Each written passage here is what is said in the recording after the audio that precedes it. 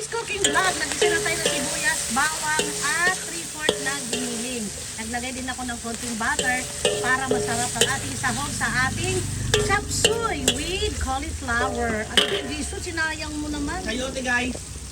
Para kang... Isang kutsado ng ating 3/4 na giniling. Ilagay ko na ang 2 kilo na mix na pang chop suey. Ayan. Siya, pakilagay mo sa lababo. Now, halo-haloin natin mga super mom para mag-blend together na ang ating lasa.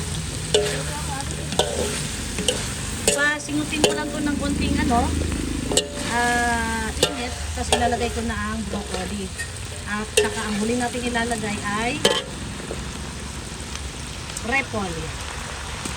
So habang hinihintay ko yan, maglalagay ako ng Mamacita oyster sauce and konting Knorr seasoning. Mga 3 kutsara ng Knorr seasoning. Optional yan ha. Kung gusto niyo maglagay-lagay, kung ayaw niyo naman maglagay, no problem. It's your choice. This one is my choice of cooking.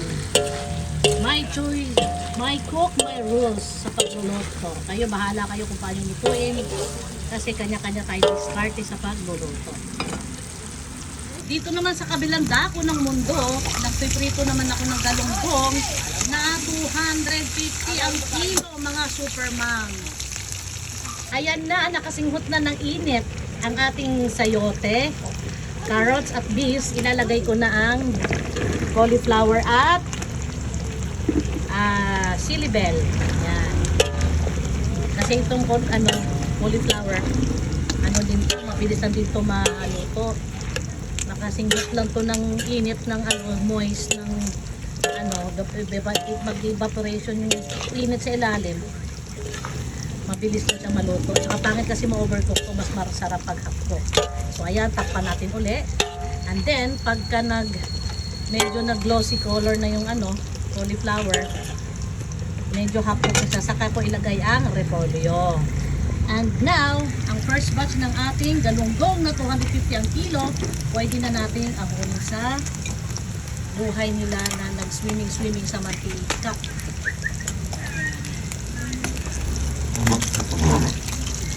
Gusto mga anak ko nito na crispy.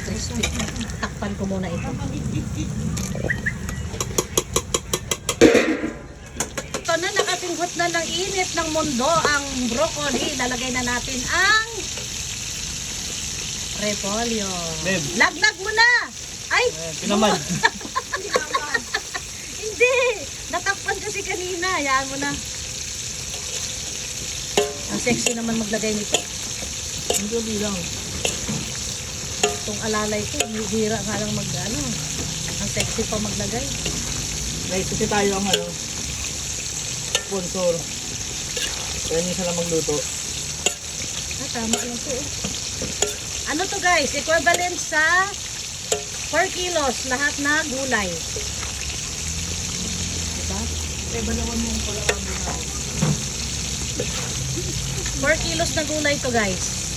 Kasi hindi naman to isang kainan namin ngayong tanghali mga super mom. Hanggang gabi ito na kainan. Ayan. So ito, pwede na. Half cook na. Pwede nang kumain. Kain na. Gin na.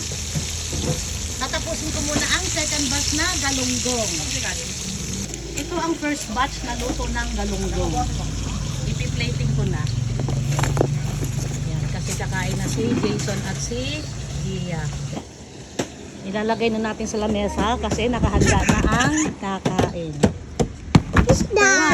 Nakita nyo? Sa sinag ng... Tignan nyo gaano kalaki ang baso ni Jason. Ayan. Pag naubos mo tong tubig na to, tignan ko lang kung di pa maibsan ang uhaw mo talaga.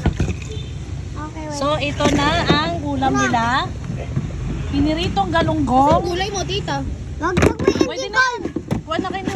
Sandok na kayo. Ito na. Pwede na. Sandok na kayo. Ay, naman. Saan pwede na to? hinalo ko lang ng husto kasi yung sa ilalim, nasobrahan sa init, ma-overcook naman. Ayan. Sarap! Look at this! Look at this! Ang bango ng singaw. Ang bango ng aroma ng ating chop suey. Sandok na! Kain na kayo!